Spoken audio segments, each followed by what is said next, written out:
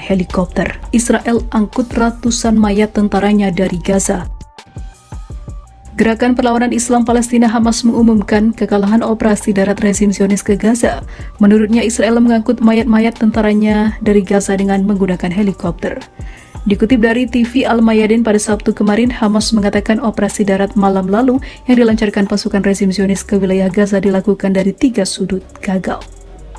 Pasukan Israel terjebak dalam penyergapan pasukan perlawanan dan para pejuang Palestina, menembakkan rudal-rudal kornet dan bom-bom Yasin ke arah musuh, imbuh Hamas. Menurut keterangan Hamas, pasukan Israel mengeluarkan mayat-mayat tentaranya dan korban luka dari lokasi-lokasi pertempuran dengan menggunakan helikopter. Sejumlah sumber terpercaya kepada Al-Mayadin menjelaskan aksi rezim Zionis semalam yang melancarkan serangan besar-besaran dilakukan ketika sebuah kesepakatan gencatan senjata hampir saja dicapai dan juga pertukaran tahanan dengan mediasi Qatar hampir dilakukan. Pada saat yang sama, Gerakan Perlawanan Islam Palestina Hamas memperkirakan pasukan rezim Zionis akan kembali berusaha memasuki wilayah jalur Gaza. Angkatan bersenjata rezim Zionis pada Jumat malam mengumumkan telah memasuki Gaza dan 3 sudut bersama dengan serangan udara, artileri dan juga laut besar-besaran terhadap rakyat tertindas Gaza dan memutus seluruh komunikasi serta internet di wilayah itu. Kebohongan Israel kembali terungkap setelah militer Zionis dipantau tengah bolak-balik pakai helikopter untuk mengangkat para korban terluka dan para tentara Zionis yang tewas dalam pertempuran maut melawan para pejuang Hamas yang sangat ditakuti Zionis. Untuk menyembunyikan banyaknya korban militer yang berjatuhan, helikopter beroperasi tanpa henti dalam mengangkut para anak buahnya yang kalah. Sementara itu, militer Israel terus menyatakan bahwa kerugian yang mereka alami di Gaza adalah minimal. Helikopter militer milik unit penyelamat 669 Zionis memberikan cerita berbeda karena beberapa video hari ini beredar yang menunjukkan helikopter milik unit tersebut warawiri ke dan dari berbagai wilayah di Gaza dalam jumlah besar.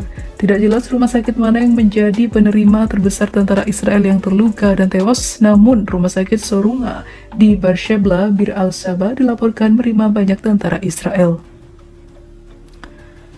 Diketahui Brigade Al-Qassam menargetkan tank Zionis berkava di Polres Timur Kota Khan Yunis dengan peluru Yasin 105.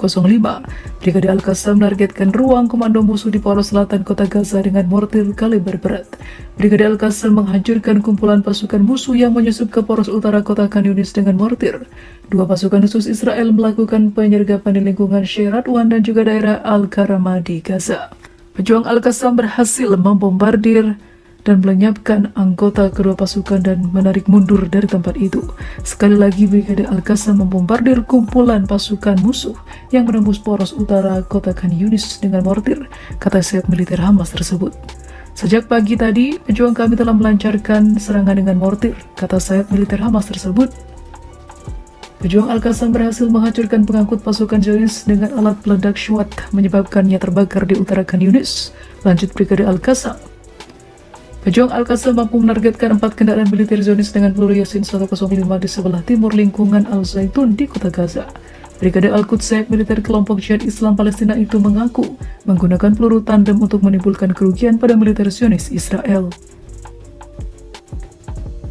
Kami membombardir pertemuan musuh di sekitar pusat kebudayaan di Poros Kemajuan Timur Khan Yunis dengan sejumlah mortir, katanya.